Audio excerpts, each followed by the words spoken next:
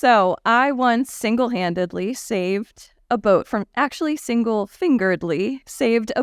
sinking.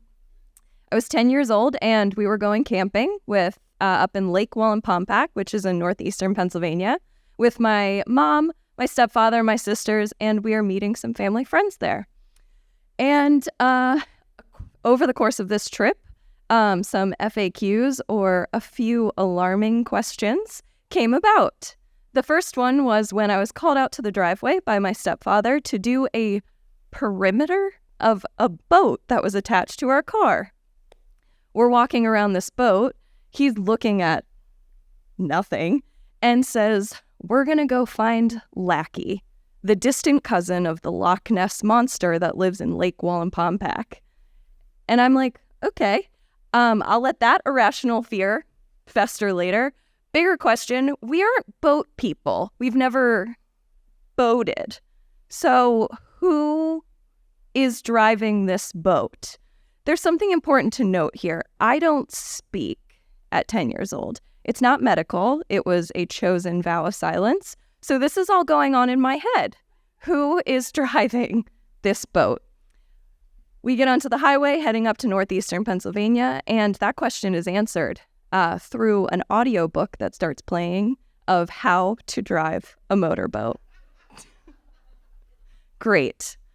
As we're driving around Lake Wallenpaupack heading to the campsite, a few more questions arise.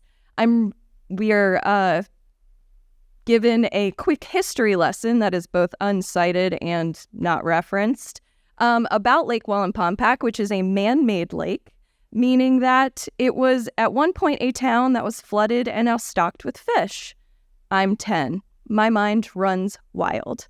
3 questions, follow-up questions in my head. Townspeople, buildings, graveyards. Where are they? I don't ask that out loud. The next day, I'm standing on the dock while my stepfather, named Michael, and his friend, also named Michael, are backing the boat out from the boat launch. Uneventful, goes off great. I'm shocked.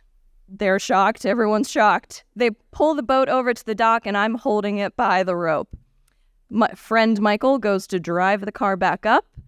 I'm looking at the water, thinking about how if I get in that water, my feet might scrape against the steeple of a church.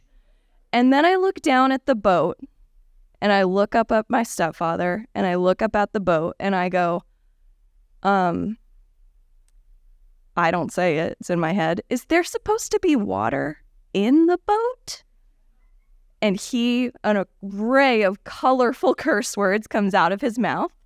Friend Michael's coming back down the lane and stepfather Michael says, "We forgot to put the plug under the motorboat."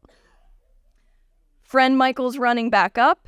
Stepfather Michael looks at me and goes, "Get in, put your finger in the hole." And I go, a meaty hand is around my neck in the water. Great.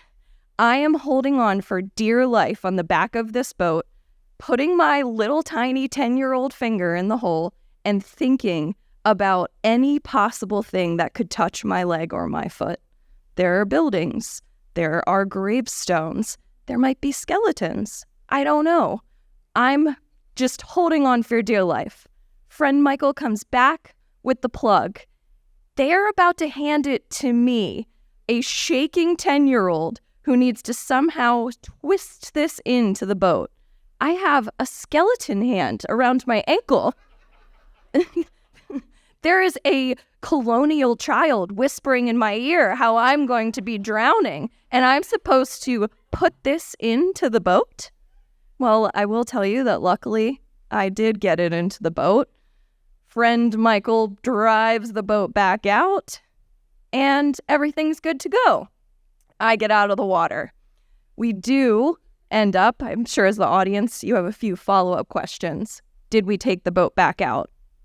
Yes, we did, and quite a few hijinks things occurred then also.